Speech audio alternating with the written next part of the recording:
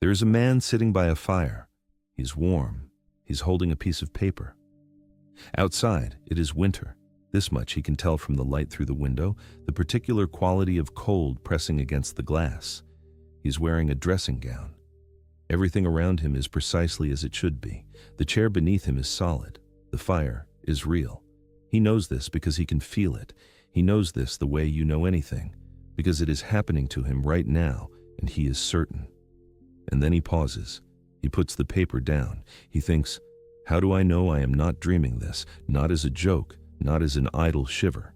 He means it with the full weight of a man who has decided to doubt everything, every single thing, until he finds something he cannot doubt. And he realizes, sitting there in the warmth, that he has dreamed himself in exactly this kind of scene before. Sitting, warm, comfortable, convinced. He believed it completely every time. He only discovered it was a dream when he woke up. The discovery always came from the outside. And here he is again, sitting, warm, certain. I want to hold on that image for a moment before I tell you who he is. Because the reason this moment has stayed with me is not that it's an old puzzle in an old book. It's that it's happening to you right now. You are sitting somewhere, or lying down, or standing or moving, and somewhere in the background of your awareness is this quiet, absolute signal. This is real. I am awake. This is happening. You've had that signal before, every night of your life, and every night it was wrong. The man by the fire is René Descartes. The year is 1641, and the book is called Meditations on First Philosophy, Meditations de Prima Philosophia, first published in Latin in Paris that same year. It is the kind of book that doesn't announce itself as dangerous. It's a modest, thin thing. 6 meditations. The language is calm and almost devotional. Descartes was a mathematician and philosopher trying to do something that sounds straightforward, find one single thing he could know with absolute certainty, and build everything else on top of it. Before he could build, he had to tear down. And the first thing he reached for, the very first tool he used to start demolishing, was the dream. I came to this book sideways. I wasn't looking for a crisis of certainty. I was reading about sleep research, specifically about what happens inside the brain during dreaming, and I kept encountering the same name, the same argument, from people who had spent their careers studying the sleeping mind. Every neuroscientist who tries to explain why you don't realize you're dreaming eventually ends up back at Descartes. I went and read him. I came out unable to settle back into the unexamined feeling that I know when I'm awake, and I want to walk you through exactly why, slowly, through the actual evidence, through the actual ideas, step by step, because this is not a trick. The problem is real, and it is about you. Let me start with the argument itself, not the history yet, not the neuroscience, just the logic, stripped to its core, because it deserves to be understood precisely. Now. Right now. You are somewhere, doing something. Underneath everything is that signal. This is real. This is happening. What makes this moment different from those dreams? Don't rush to answer. The obvious answer is, because you're awake. But that's circular. You feel awake. You're certain you're awake. And that certainty is what we're questioning. The question is whether that certainty is evidence. And what Descartes noticed sitting by the fire in 1641 is that the certainty you feel right now is exactly the kind of certainty you felt in dreams. It is the same signal. It has the same quality. The feeling of being awake does not carry with it a label that says produced by a genuinely awake brain. It just feels like waking. And it always has, even when it wasn't. The argument doesn't claim you are dreaming. It says something more precise and more uncomfortable than that. You have no reliable internal test for the difference. Every piece of evidence you might reach for, what your hands look like, what you remember from this morning, the coherence of the room around you, is itself part of the experience being questioned. Any evidence that occurs inside the experience could, in principle, be part of a very coherent dream. The trap has no exit from the inside. That is the argument. It is not mysticism. It is not theater. It is a tight logical observation about the structure of your situation, and it was made with absolute clarity by a man in a dressing gown in winter 385 years ago. Now, before we go any further, I want to give you a piece of the story that I think makes everything else land harder. The night of November 10th, 1619. Descartes is 23 years old and traveling through southern Germany near the city of Ulm. He is not yet the philosopher whose name ends up in every epistemology textbook. He is a young man with an unusual mind and a great deal of ambition about the nature of knowledge. He gets himself into a warm room for the night and falls asleep. And the sleeping mind of the man who would spend his life searching for certainty proceeds to betray him 3 times. The first dream is frightening. He finds himself in a street, and a violent wind has seized him, a whirlwind that pins him to one side, batters him, makes it almost impossible to walk. He can barely move forward. He makes it, somehow, to a building, and he wakes. He lies there for a moment, then he falls back to sleep. In the second dream, there's a thunderclap, enormous, deafening, and he wakes again, this time seeing sparks in the room, convinced the noise was real. He looks around. The room is just a room. He falls asleep again. The third dream is different, quieter, stranger. He finds himself reading a book of poetry. He opens it and reads a line about which road in life to take. A man appears and shows him another verse. Descartes tries to find the same poem in the book and cannot. He woke from those 3 dreams convinced they were significant, so convinced that he recorded them in a personal notebook, spent time interpreting them, believed they pointed towards something real about his vocation. We know this because the notebook survived into a biography written 70 years later by a man named Adrien Baillet, published in 1691. Descartes' original notebook was eventually lost. I find this almost unbearable to think about clearly. The man who would argue that you cannot be certain you are awake was deceived 3 times in a single night. He was certain each time of the reality of what he was experiencing. He was wrong each time. The third time he wasn't even frightened. He was curious, engaged, intellectually at work. The dreaming mind had him completely. And then he wrote down the experience as evidence of something real. This is not a story about irony. This is data. The philosopher was not special. His brain did to him exactly what your brain does to you. It built a world. It populated it with sensation and memory and context. It generated the signal that said, "This is real." He believed it. And the only thing that broke the spell was waking up, a process that came from outside the experience, not from inside it. You have never escaped the spell any other way. Neither have I. Neither has anyone.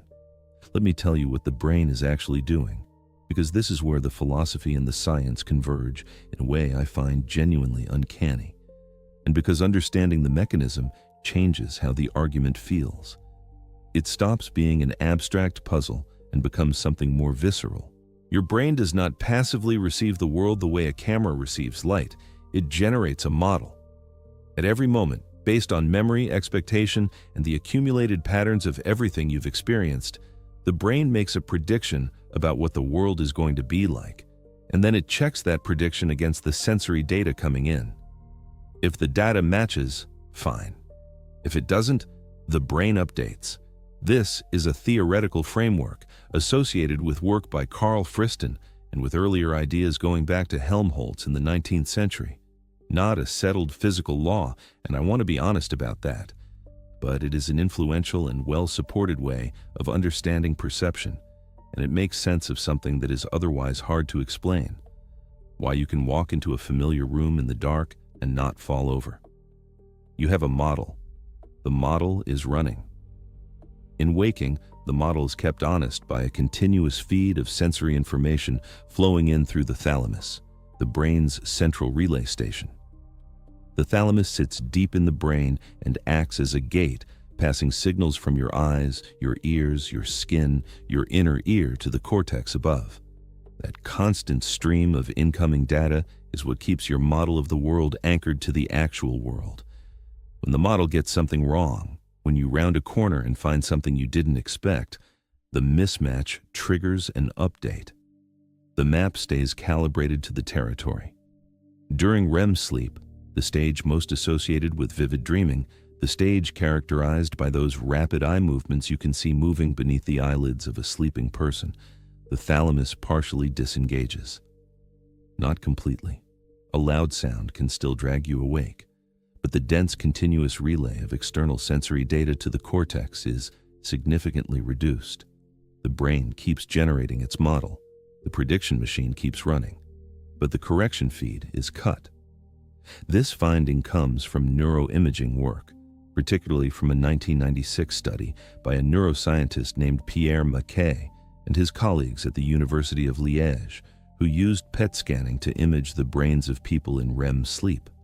What they found was that during REM, limbic regions associated with emotion, including the amygdala, were more active than during waking, while one particular region of the frontal lobe showed dramatically reduced activity. That region is the dorsolateral prefrontal cortex, and its job, among other things, is reality monitoring. That phrase, reality monitoring, was coined in 1981 by two psychologists named Marcia Johnson and Carol Ray. It refers to the brain's capacity to distinguish between internally generated experiences, things you imagined, things you remembered, and externally generated ones, things you actually saw, heard, touched. In waking life, this faculty is running in the background at all times. It is why you can remember a dream and know it was a dream. It is why you don't confuse memories with imaginings, usually. It is the critic in the room, quietly checking whether the testimony is consistent. In REM sleep, the critic is at reduced capacity. The lights aren't completely off. But the prefrontal cortex, the reality monitor, the part of you that would notice something is wrong, is running on low power. And so, when the brain's model generates an impossible event, a narrative contradiction, a person who is somehow two different people at once, there is no full-power monitor catching the error. The inconsistency passes. The dream continues. You believe it. Think of it this way. Imagine a courtroom with no judge. The lawyers are still there, the witnesses, the evidence, the jury. Stories are being told, testimonies are given, verdicts are reached, but nobody is maintaining consistent standards of evidence. Nobody is catching the contradictions. Verdicts get made anyway. They feel decisive, they feel conclusive, and there is no one to appeal to from inside the room. That is what happens to your brain every night, now. If all of that is true, and the neuroimaging evidence that the prefrontal cortex runs at reduced activity during REM is what Mackay's study and subsequent research have consistently shown, then what follows is not an interpretation a philosopher invented. It is a consequence of how the system works. The very part of your brain that would catch you dreaming is the part that is most significantly offline while you dream. The faculty you would use to check is the faculty that's switched off. Descartes said in 1641 that you have no reliable internal mark to distinguish waking from dreaming. Neuroscience has since identified, with fairly good precision, the physical mechanism by which that is true. I want to stop here and let that sit for a moment, not the argument, the mechanism, the part of your brain that runs reality checks, that catches the inconsistencies, that notices when something is wrong, is the part that goes quiet. This is not a metaphor. This is a description of what is measurably happening inside your skull every single night. Now I want to introduce you to Stephen LaBerge. He was a sleep researcher at Stanford University in the early 1980s, and what he did is one of the strangest things anyone has ever done in a laboratory. He trained people to become aware inside their dreams that they were dreaming. This is called lucid dreaming, the experience of knowing you're in a dream while you're in the dream, and it has been reported anecdotally for centuries. What LaBerge wanted was proof, not reports. Proof that a person was simultaneously in verified REM sleep and consciously aware that they were dreaming. The problem is obvious. How does someone inside a dream communicate with the outside world? You can't shake them.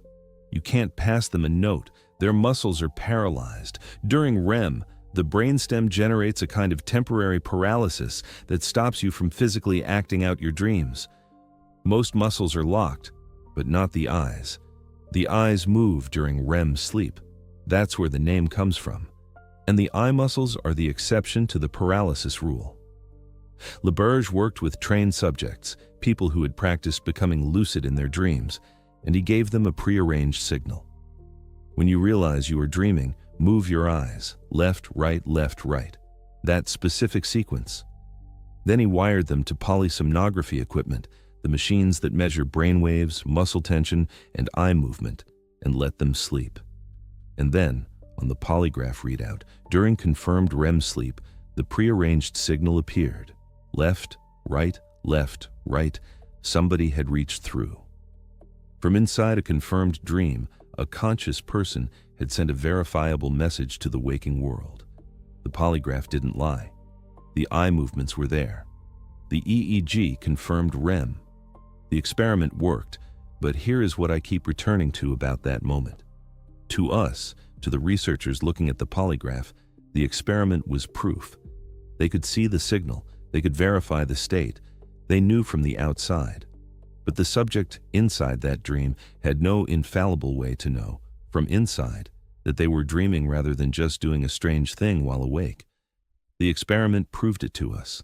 To them, it was just another moment in an experience that felt real.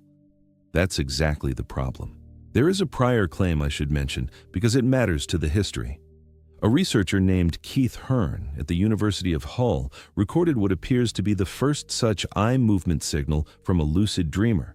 His subject was a man named Alan Worsley in 1975. Hearn didn't publish the results widely. Laberge developed the paradigm independently and published the landmark laboratory studies that established it as a scientifically recognized phenomenon. I mention this only because the history is more tangled than the textbooks suggest, and being careful about what actually happened is something this channel takes seriously. What Laberge's work established, beyond the remarkable fact of the experiment itself, is that the dreaming brain can generate full conscious awareness. A person can know they are dreaming. They can make deliberate decisions within the dream. They can carry out a pre-agreed plan. The dream is not unconsciousness. It is consciousness running on different fuel, under different constraints. And in that state, the feeling of being somewhere real is just as strong. The sense of embodiment is just as vivid. Everything feels present and actual. Now, take that established fact and hold it next to the prefrontal cortex finding. The part of the brain that monitors whether experiences are internally or externally generated is significantly less active during REM. The part that runs reality checks is at reduced capacity, but you can still be fully conscious, fully experiencing, fully, completely convinced that what you are experiencing is real. The awareness is running, the critic isn't. And this brings me to something that, when I first really understood it, made me stop and stare at the wall. You have proposed tests, probably without realizing it. You've heard things like, pinch yourself, you won't feel pain in a dream, look at your hands, they'll look strange. Read some text, look away, look back. In a dream, the text will shift. Do a calculation. In a dream, the numbers won't stay stable. These are called reality checks, and they have a real practical asymmetry to them. In waking life, pinching yourself hurts. Text mostly stays put. Arithmetic produces stable results. In dreams, these things fail more often. Not always, but more often. So they are not useless. As heuristics, as rough guides, they have value. But here's what none of them can do. They cannot provide absolute proof. Because any test whose execution and result occur inside your experience can itself be dreamed. You can dream that you pinched yourself and felt pain. You can dream that you looked at your hands and they looked fine. You can dream that you read the text twice and it stayed the same. You can dream that you did the arithmetic and got the right answer. The check is inside the thing being checked. That's the trap. Not a flaw in any particular test, a structural feature of the situation. Descartes saw it in 1641 as a logical consequence of the argument. The neuroscience explains why it's physically true. The model is generating the test and the test result. There's no independent observer. Imagine trying to verify you are not inside a painting by examining the brushstrokes, But the brushstrokes are part of the painting. Every magnifying glass you pick up, every tool you use, every careful examination you conduct, all of it was put there by the painter. You are looking at the painting from inside the painting. The check is part of what's being checked. What Descartes then did, and I think this is the move that gets underappreciated, is escalate the argument. He asked, suppose we somehow dealt with the dream problem. Suppose we found some clever test that really did distinguish waking from dreaming. Would we then be safe? And he introduced what he called a malin génie, usually translated as an evil demon or an evil genius, a hypothetical entity of supreme power and supreme deception who is producing all your experiences, every sensation, every memory, every perception directly, not just dreaming you, manufacturing the entire thing. If such an entity existed, your experiences would feel exactly as they do now. Your memories would feel real. Your perceptions would feel grounded. Your reasoning would feel clear. The world around you would feel consistent and solid and law-governed, and you could not distinguish it from genuine waking life. From the inside, there is no test. There is no experiment. There is no moment at which the manufactured experience would break and reveal itself. Descartes was not claiming this deceiver exists. This was a methodological tool, a way of identifying what cannot be trusted by asking, if the worst-case scenario were true, would I be able to tell? If the answer is no, then whatever produced that answer is not a reliable foundation for knowledge. The evil demon is the dream argument taken to its logical extreme. It adds nothing fundamentally new to the structure of the problem. It just removes the exit ramps. Dream arguments have exit ramps. You could wake up. The evil demon closes them. This is also for anyone who has encountered it, the distant ancestor of the simulation argument, the modern version of which was formalized by the philosopher Nick Bostrom in 2003. But Descartes got there 362 years earlier, and he got there more cleanly, without any of the computational scaffolding. The philosophical core is identical. You cannot, from inside, certify the outside. And here is where I need to pause, because everything in this video so far could start to feel like it's careening toward a cliff. If you cannot know you are awake, if any test can be dreamed, if a sufficiently powerful deceiver would be undetectable, what then? Does anything mean anything? Is this just an elaborate excuse to do nothing, to distrust everything, to spiral? Descartes didn't think so. And I want to be fair to the other side of this, because the other side is not stupid. There are serious, rigorous people who have pushed back on the dream argument, not by dismissing it as a joke, but by questioning what exactly it proves and what it doesn't. The most direct response came almost 3 centuries after Descartes, from an English philosopher named G.E. Moore in a lecture delivered to the British Academy in 1939. Moore walked to the front of the room, held up his right hand and said, "Here is one hand." He held up his left and said, "And here is another. Therefore 2 hands exist. Therefore there is an external world." This is Moore's proof of an external world, and he was completely serious. His point was not that he had out-argued Descartes. His point was that sometimes a direct perceptual claim is more certain than any philosophical argument that contradicts it. His hands were more certain than the premises of any skeptical scenario. The common sense evidence, the immediate reality of perception, is not a weaker form of evidence. For Moore, it was the strongest form. Before Moore, a Scottish philosopher named Thomas Reid, writing in the 18th century, had already made a version of this argument. Reid pointed out that the skeptic, in offering their argument, is already presupposing everything they claim to doubt. They're assuming their audience exists. They're assuming their words will be understood. They're assuming their argument will be evaluated by a reasoning mind in a shared world. The very activity of philosophical argument presupposes an external world, other minds, the reliability of communication. You can't coherently doubt the ground you're standing on while standing on it to do the doubting. Then there is Ludwig Wittgenstein, who addressed this problem in a series of notes he was writing in the last 2 years of his life, notes published after his death in 1969 under the title On Certainty.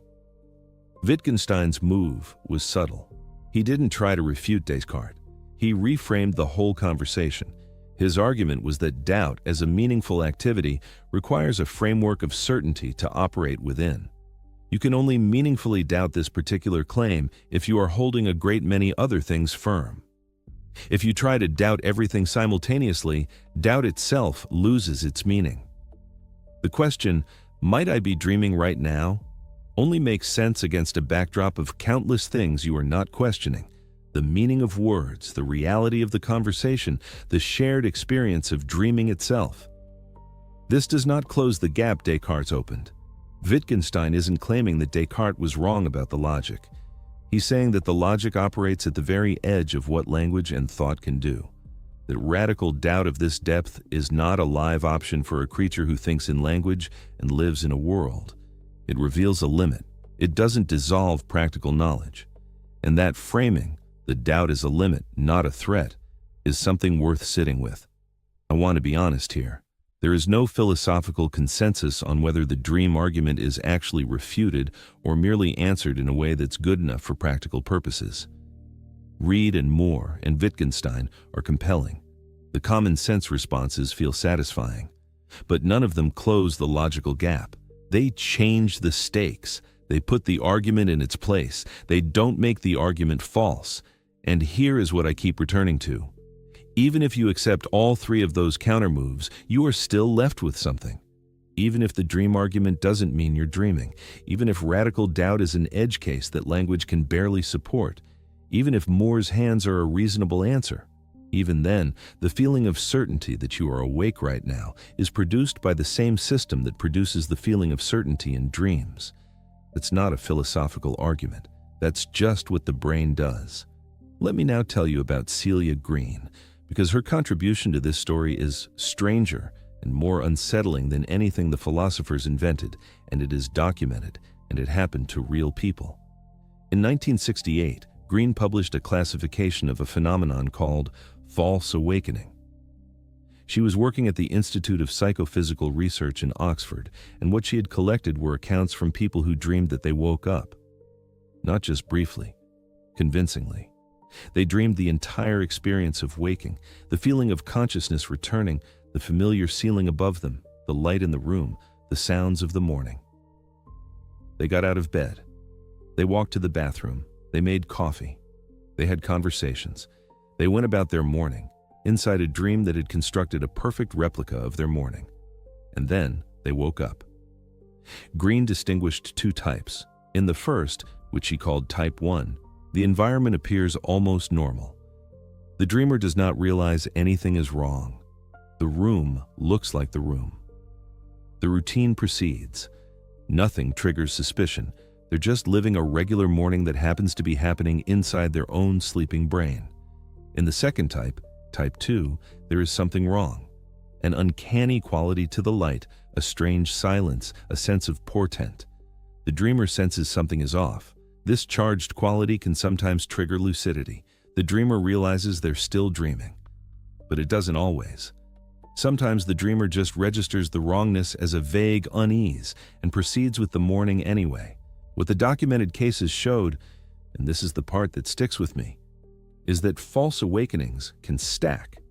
Someone wakes up, gets out of bed, does their morning, wakes up again, gets out of bed, does their morning, wakes up again. Reports exist of people cycling through 3, 4, 5 false awakenings in sequence, each one feeling like the real thing, each one confident and conclusive. Think about that in terms of the reality check idea. The pinch yourself advice. Someone in a false awakening has already cleared the first hurdle. They believe they woke up. They're in their familiar room. They have normal memories, or what feel like normal memories from the day before. If they were to pinch themselves, they might feel pain, or they might dream that they feel pain. If they were to check a clock, the time might look right, or they might dream that it does. Every piece of ordinary evidence that you have woken up is exactly the kind of thing a false awakening provides in full. There is a lock and key analogy that keeps presenting itself to me. You hear a click and think you've opened the lock, but there's another tumbler. And another. Each one sounds like the last one. Each one feels definitive. and from inside the mechanism, you cannot count the tumblers. Now I want to bring these two worlds together, the philosophical and the empirical, in a way that I think is the genuine heart of what makes this topic so strange. Descartes in 1641 was working entirely from logic and introspection. He had no concept of a prefrontal cortex. He had no notion of REM sleep. He had no idea that the brain generates a predictive model and updates it against sensory input. He didn't know any of that. He was working from reflection alone, asking, "What can I know with certainty?" And he arrived at a conclusion. You have no reliable internal mark to distinguish waking from dreaming. Jump 336 years forward. 1977, J. Allen Hobson and Robert McCarley at Harvard Medical School publish a paper proposing what they call the activation synthesis hypothesis. The claim is this: during REM sleep, the brainstem generates bursts of neural activation, quasi-random signals fired by a structure called the pontine reticular formation. The forebrain receives these signals and tries to synthesize them into something coherent. The dream is not a story being transmitted to you. It is a story your forebrain is constructing in real time from internal noise. The brain is not a receiver in dreaming, it is a generator. Jump another 19 years. 1996. Pierre Mackay and his colleagues produced their neuroimaging results. During REM sleep, the dorsolateral prefrontal cortex, the part of the brain responsible for reality monitoring, for checking whether experiences are internally or externally generated, shows significantly reduced metabolic activity. The critic is not fully present. Now, step back and look at what just happened. A philosopher in 1641, working from pure reasoning, concluded that the faculty you would use to verify you're awake might itself be unreliable during dreaming, that there is no trustworthy internal check. And then neuroscience, working from brain scans and polysomnography and decades of empirical research, arrived at this. During dreaming, the brain is generating its model without external correction, and the specific faculty that would check whether the model is externally grounded is the one running at reduced capacity. Philosophy identified the problem from the inside. Neuroscience explained the mechanism from the outside. Neither field was trying to find the other. Descartes was not anticipating neuroimaging. Hobson was not primarily engaged with Cartesian epistemology. They were not working toward the same conclusion on purpose. And yet, approaching from opposite directions, one from the top down through pure reasoning, one from the bottom up through measurement and data, they landed in the same place. The alignment is not contrived. It is genuinely strange. There is an analogy I keep reaching for. Imagine a ship's navigation system. In waking, the sonar is active. Pings go out, bounces come back, the map updates in real time. The model of the ocean around you stays calibrated to the actual ocean. In dreaming, the sonar goes quiet, but the map drawing system keeps running. It draws coastlines from memory, from expectation, from the accumulated shape of every sea it has ever charted. The map looks coherent, it feels right. And from inside the navigation room, you cannot tell that the ping stopped. This is not a metaphor I invented to make the point land. It is a translation of what the research describes. The thalamic relay reduces, the sensory correction feed weakens, the generative model keeps running. The map maker is still at work. The sea has just stopped sending signals. And here, because Descartes did not stop at the dream argument, and neither should we, is the one thing that survived everything he tried to destroy. He applied radical doubt systematically. Maybe the world around me isn't real. Maybe my memories are false. Maybe the external world is a fabrication. Maybe a supremely powerful deceiver is constructing all of it. He tried to doubt everything, and he found something that refused to go away, the fact of doubting itself. If something is being deceived, it must exist to be deceived. If something is questioning, something must be doing the questioning. The very act of doubting is a form of thinking, and where there is thinking, there must be a thinker. He formulated this in different ways across different works. In French, in the Discourse on the Method of 1637, in Latin in the Principles of Philosophy of 1644, and with the most precise rendering in Meditations the Seu of 1641. Ego sum, ego existo, I am, I exist, this is the cogito. Not a triumphant answer to skepticism, a floor. The one thing that cannot be removed because removing it would require it. Think about what it actually shows, not the external world, not your memories, not your body, not the room around you, not whether anything beyond your experience is real. It shows only this: something is thinking, something is here, doubting, experiencing, present. Whatever else is uncertain, and almost everything else is uncertain in the full light of the argument that one thing cannot be. The doubt requires a doubter. The doubt cannot dissolve itself. Imagine trying to collapse the floor you are standing on, but you need to stand somewhere to do the collapsing. Every attempt to undercut the thinking subject uses the thinking subject. The cogito is the floor that holds even when everything else gives way. And here is what Descartes did with it.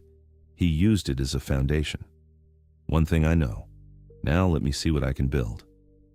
His attempt to reconstruct knowledge from there, via a proof of a non-deceptive God which guaranteed the reliability of clear and distinct perception, is widely considered unsuccessful by contemporary philosophers. That particular scaffolding didn't hold. I mention it because I want to be accurate about what Descartes claimed and what has survived. The cogito survived. The reconstruction is contested. But the cogito tells you something important about the structure of the problem. There is a you here. Something is experiencing. Even inside a dream, even if the external world is fabricated, the experience is real to the thing having it. The false awakening cycles through, and there is still something inside, waking each time, believing each time, present each time. That presence is the one fact that survives radical doubt. What it has access to, whether the world it perceives is reliable, whether its memories are accurate, whether anything beyond itself can be trusted, is another matter entirely. Now I want to bring in Anil Seth, a neuroscientist at the University of Sussex, who in 2021 published a book called Being You, A New Science of Consciousness. I want to be honest that what Seth is offering is an interpretation, not a settled consensus. He is influential and rigorous, and his framing is widely discussed, but it is a reading of the neuroscience, not a physical law. Seth's idea, which he describes as controlled hallucination, is this: ordinary waking perception is not what it feels like. It is not a passive receiving of reality. It is the brain's best guess, constantly generated and constantly corrected. In that sense, it is already a form of hallucination, a model, a rendering, the difference being that in waking, the hallucination is controlled by the sensory feed. Reality keeps leashing it back. Dreaming, on this interpretation, is what happens when the leash goes slack. The hallucination continues, the generation continues, but the correction, the anchor to external reality, is significantly weakened, and so the model runs free. This is interpretation, and I want to say that clearly. The controlled hallucination framing is one way of reading the neuroscience, a compelling one, widely discussed, but not the only way and not a settled fact.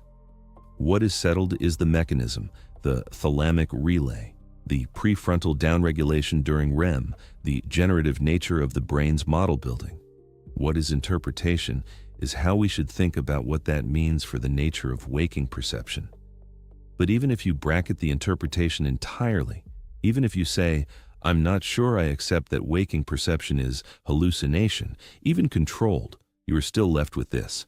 The brain builds the experience of being awake.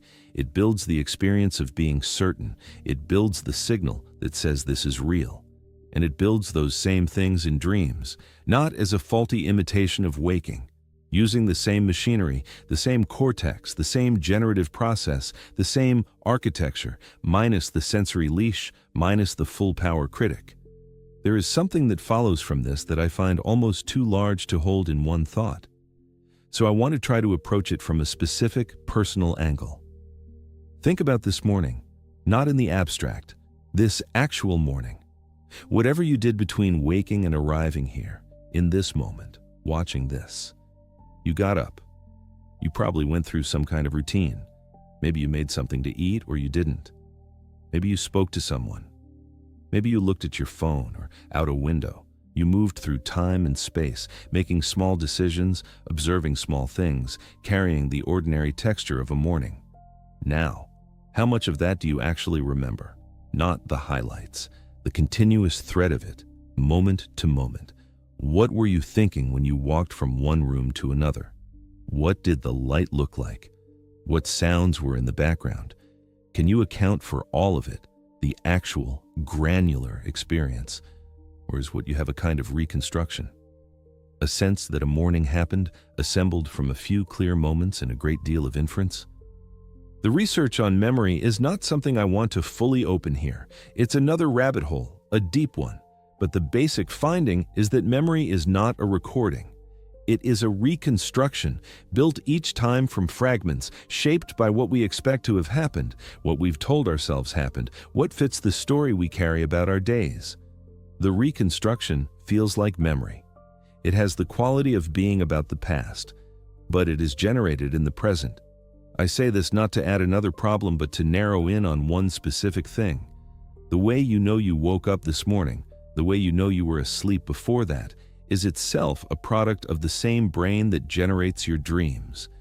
You did not carry a timestamp from your waking brain into your sleeping one and back. You woke up, and the waking brain assembled a story. You were asleep, now you are awake. That story feels true. It has every quality of being an accurate report. But the faculty that assembled it is the same faculty that assembles the story inside a false awakening. The faculty that tells you good morning, you're awake now, is the same faculty that tells you inside a dream of waking up, good morning, you're awake now.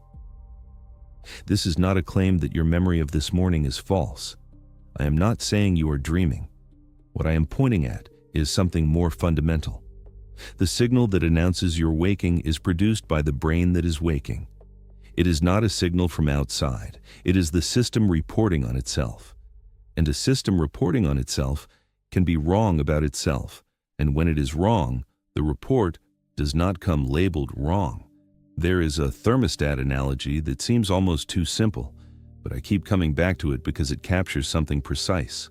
A thermostat reads the temperature of the room. If you want to know how cold it is, you look at what the thermostat says. The thermostat is the instrument, but the thermostat is also inside the room. If the room is somehow malfunctioning, if the temperature it is reading is wrong, the thermostat reads the malfunction as normal. It can't step outside to check. The instrument is embedded in the thing it measures. Your certainty that you are awake is like that thermostat. It is the brain reading the brain. The instrument and the room are the same thing. Now I want to ask you a question that I think is the honest center of this whole investigation. Not a rhetorical device, an actual question I don't know the answer to, and I don't think anyone does. In your entire life, how many times have you known you were dreaming while you were dreaming? Maybe a handful, maybe a few. Maybe, if you've practiced lucid dreaming or are one of the people who experiences it naturally, more often. But almost certainly, rarely.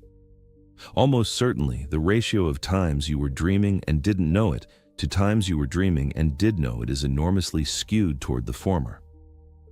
Most of the time, the dream does not announce itself. The dreaming brain is convinced, fully, absolutely convinced, and you only find out from the outside when you wake. Now flip it. How many times have you been awake and known you were awake? The answer feels obvious. Always. You always know when you're awake. It's the baseline condition. But here's the thing I want you to hold very carefully.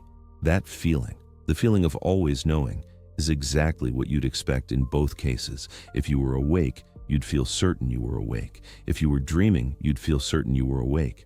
The certainty is not diagnostic. The certainty does not distinguish the conditions, because it is produced by both conditions in the same way. The fact that you've always been right before, every time you've been confident you were awake, is reassuring statistical evidence. It is not proof.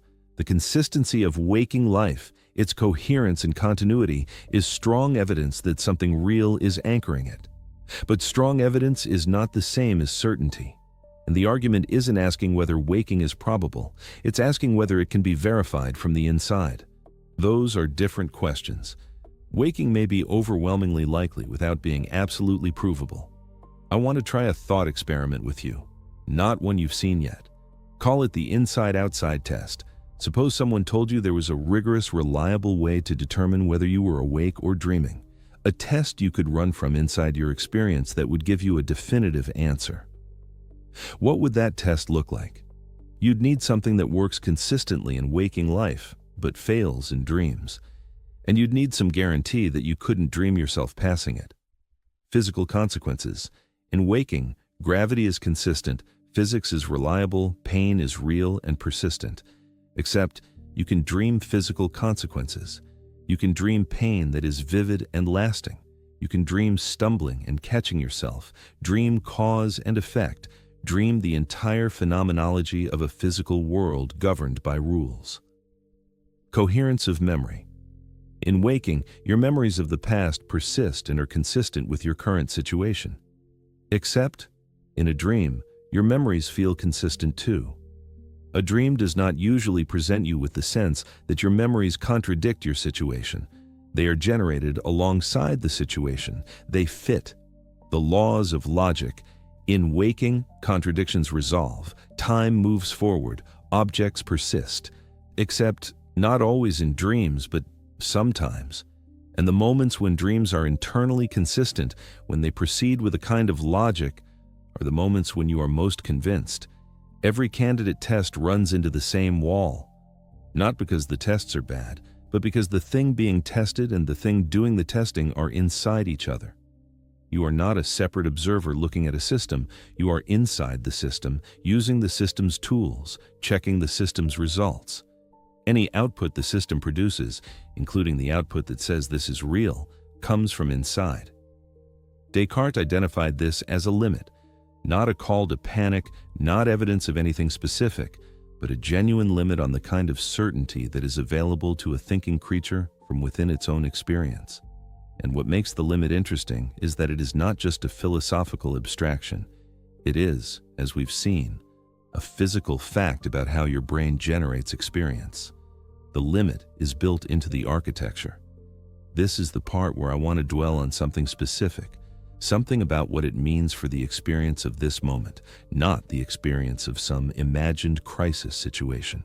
Right now, whatever you are doing, you have a sense of being present, not just awake, present, here, this, the immediate quality of experience, the sense of being the thing that is having this moment. Philosophers have called this the phenomenal quality of experience, what it is like to be you right now from the inside. This is real. Whatever else is uncertain, whether the external world matches your model of it, whether your memories are accurate, whether anything beyond the present experience can be trusted, the present experience itself is happening. Something is here. This is the cogito's floor, not the content, not the world, but the bare fact of experience. But here's what the dream argument adds to that floor: the content of that experience, the specific world it presents, the specific certainty it carries about being awake, the specific quality of this morning and this moment and this sensation. That content cannot be absolutely verified from inside. The experience is real. The report it gives about itself may not be. And this distinction between the reality of experience and the reliability of the report is the exact gap that Descartes found and that the neuroscience has since described mechanically. Let me try a different approach to the same idea, not to repeat it, but to come at it from a different angle, the way you might walk around a strange object to understand its shape. Imagine you are watching a film. You're sitting in a cinema, the lights are down, and the story is unfolding on the screen. At a certain moment, you lean forward because you've been drawn in. For a few seconds, in the way that films sometimes manage, you forget you're watching. The world on the screen is the world. You are not observing it from outside. You are inside it, tracking it, responding to it emotionally. And then the moment passes, and you are aware again that you're watching. You're back in your seat. The screen is a screen. now. In those few seconds when you were drawn in, when the film was the world, what was the difference between that and ordinary perception, not philosophically, experientially, from the inside? What did it feel like differently from a moment when you are convinced you're awake? The confidence you feel that the next scene will follow from this one, that the story has an internal consistency, that events happen for reasons, is a confidence produced by the film, not by you independently verifying the plot. The film is constructing your sense that the film makes sense. The story is generating your feeling that the story is coherent. This is, again, what the brain does in dreams. The sense of coherence, the sense that events follow logically, the background conviction that this is real. These are generated by the dream, not detected from outside, produced from inside. What makes waking different is not that the sense of coherence is generated differently. It's that the generation is anchored. The sensory feed keeps it tethered. But the feeling itself, the feeling of being present in a real and coherent world, is, in both cases, produced. It does not carry its own credential. Now I want to draw something out that I think gets skipped too quickly in discussions of this topic. We've been talking about dreams, about the sleeping brain, REM cycles, prefrontal cortex activity, but there is a broader point hiding underneath that I think is the genuinely unsettling one. The brain generates experience not just in dreams. The brain generates experience all the time. In waking, the generation is corrected by sensory input, but the generation is always there. You are always at every moment inside a model that your brain produced, a rendering. And the rendering has gotten very good. It is fast, precise, responsive, updated in near real time by the full fire hose of sensory data. But it is a rendering. This is where Seth's controlled hallucination framing becomes a claim about waking perception, not just dreaming. And this is where I want to be careful and accurate. That framing is interpretation. It is not settled neuroscience. It is a reading of the science, not the science itself. What is settled is the mechanism of dreaming.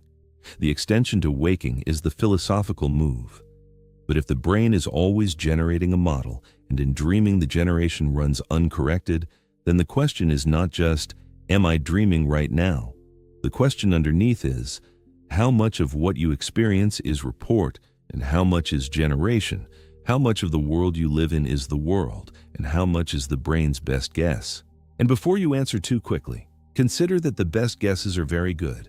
The model is extraordinarily well calibrated to a real external world. For most people, most of the time, the external world is real. The physics is consistent. The people around you exist independently of your model of them. I am not suggesting otherwise, but the pipeline between the world and your experience of the world runs through a generator, always, in waking and in sleeping. The difference is in how much external data is correcting the generation in real time. This means that the question, am I dreaming, is a specific version of a more general question, how much should I trust the model? And the answer, the honest, neuroscientifically informed answer, is a great deal in ordinary circumstances, with appropriate humility about the limits of the instrument. Not at all, but also not completely without reservation, because the feeling of certainty says so. Because the feeling of certainty is part of the model too. Let me try to make this personal in a different way. You're going to go to sleep tonight. At some point between waking and sleeping, the exact moment is not always clear. Consciousness will change its character. The thoughts that were sequential and controlled will start to drift. The imagery will become less voluntary. The sense of being the author of your mental content will weaken. And then you will be in a world, not observing a world or imagining one, in one. And you will not know it. The world you build tonight inside your skull will feel exactly like this one. The people in it will feel real. The ground will feel solid. If you look at your hands, and you might, if you've thought about this enough, because that is one of the classic checks, they will feel like your hands. Familiar, present, yours. And somewhere in that world, if you dream that you're sitting somewhere watching something, which is a perfectly ordinary kind of dream, there will be a you sitting there, and underneath everything will be that quiet signal. This is real. This is happening. I am awake. You will believe it, not because you are foolish, not because you lack critical faculties, but because the signal will be real, produced by a real brain doing real things, generating a real experience, and the faculty that would check whether the signal is trustworthy will be running at reduced capacity, and there is no exit from inside the system. This has been happening to you your entire life. It will keep happening, and the number of times you have successfully detected it from the inside, while still inside, is close to zero. The detection almost always comes from waking, from outside. So here is the question that Descartes arrived at in 1641, and that the neuroscience has now equipped with a physical explanation, and that I have been trying to slowly walk you toward from the beginning. When you use the phrase, "I know I'm awake," what is the I that knows? What is the knowing? And where does the certainty come from? It comes from the model. The model reports that it is a waking model, processing real input, in contact with a real world. That report is generated by the same architecture that generates the report in dreams. The model telling you it's awake is not standing outside itself, checking. It is inside itself, generating.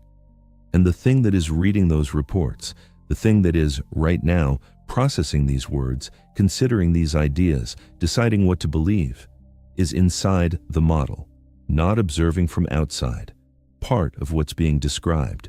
This is the thermostat, reading the room from inside the room. This is the painting examining its own brushstrokes. This is the courtroom reaching a verdict without a judge. Every framing I've offered points at the same structural feature. The instrument is embedded in the thing it measures. The check is inside the thing being checked. The only thing that survives this, the one point Descartes could not dissolve, is that something is here. Something is thinking.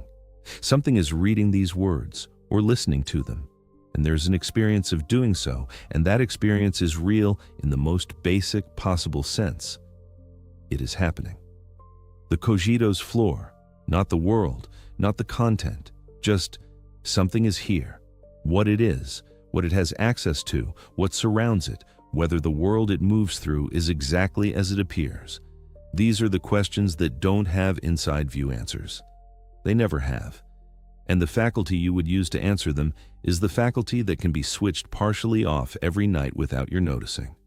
There's one more thing I want to hold out to you before we get to the actual crux of this, and it's the thing I promised early on that I would come back to, because it's the strangest piece of the picture. We have established two things working from different directions. First, from philosophy. You cannot know you are awake with certainty from inside your experience, because every check you might run can itself be dreamed. Second, from neuroscience. During dreaming, the brain runs its generative model without the full sensory correction it has in waking, and the specific faculty responsible for reality monitoring runs at significantly reduced capacity. These two things converge, but they converge to describe a limit, not an abyss. The limit is this: absolute certainty about which side of sleep you are on is not available from inside the experience. This is not the same as saying waking and dreaming are equally likely, or that you should distrust your perception, or that the world isn't real. It means that a specific kind of certainty, the kind that could survive even the most radical skeptical challenge, is structurally unavailable to a creature inside its own experience. And this is what I find genuinely, quietly remarkable about the situation you are in right now. You are not in a crisis.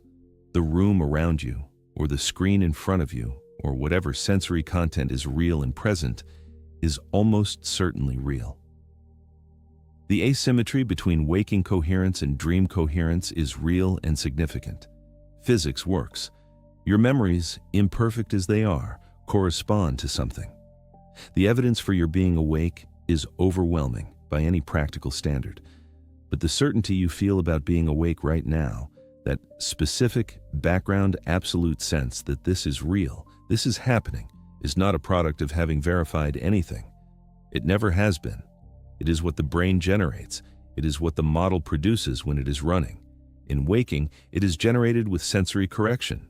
In dreams, it is generated without. From the inside, the generation feels the same. Every single time in your life that you have felt certain you were awake, you were. Except for the times you weren't and you didn't know, and you never found out from the inside. The detecting always happened from the outside, from waking, from crossing back over, from the event that ended the experience and gave you a vantage point from which to look back and say, that was a dream. Inside it, you had no vantage point. You had only the experience itself, and the experience said, this is real. Ask yourself this, tonight, when you are dreaming, and you will be at some point because everyone dreams every night in REM cycles that recur across the hours of sleep, at the moment when the dreaming you is most convinced of the reality of its world, at the peak of that conviction, at the moment when the experience feels most solid and present and real. What distinguishes that moment from this one? Not in terms of evidence. You're not going to be able to check from inside the dream what I've told you tonight. You'll probably have no memory of this conversation. The dreaming, you will not be running the analysis we've been running together. The critic will be offline. The dreamer will be convinced. I'm asking, is there something about the quality of your present experience, the sheer texture of this moment, its weight, its clarity, the certainty it carries, that is fundamentally different from what a very vivid dream provides? If the answer is yes, I want to ask you, how do you know? Not whether it's true. How do you know? Because the thing that would tell you, the faculty that registers certainty, the signal that says this is real, is the very thing that can be generated in dreams. It is not a separate instrument. It is part of the model. The model is always, in both states, reporting on itself. Descartes sat by a fire and asked this question about that moment, warm, certain, present, and he recognized that the moment gave him no special access to the answer. The man inside the scene was also the man asking whether the scene was real. Those two things couldn't be separated. The asker and the asked about were the same. You are in exactly that position now. The you reading this and the you that will one day be inside a dream you can't distinguish from waking, those are the same architecture, the same model builder, the same certainty generator. The instrument doesn't change. Only the sensory feed changes. There is a man sitting by a fire. He is warm. He's in a dressing gown. He's holding a piece of paper. He has just asked himself the question and found that he cannot answer it, not from inside the scene, not using any tool the scene provides. He puts the paper down. He sits with it. The fire keeps burning. That was 1641. The question is still open. Not because no one has tried to close it. Serious people have tried. With common sense, with logic, with brain scans, with polygraph traces and pre-agreed eye movements and decades of sleep research. Each approach has added something real. None of them has closed the gap. The neuroscience explained why the gap exists. The philosophy mapped its edges. But the gap is still there, at the bottom of every moment of certainty you have ever felt. The thing that is absolutely sure you are awake right now. What is it exactly? It is not standing outside itself, checking. It is inside, generating. It is the model reporting on the model. And you have felt its report before, the identical report with the identical quality of conviction, in places you later discovered were not what they seemed. You will feel it again tonight. You will feel it in a world your brain builds entirely from the inside, without a single ping of sonar reaching back from the actual sea. And somewhere in that world, a version of you will be just as sure as you are now, completely, without reservation, the way you've always been sure, the way you are right now reading this. The fire is still going, the paper is still in your hand, and the man sitting there cannot prove from where he sits that the warmth is real. Neither can you.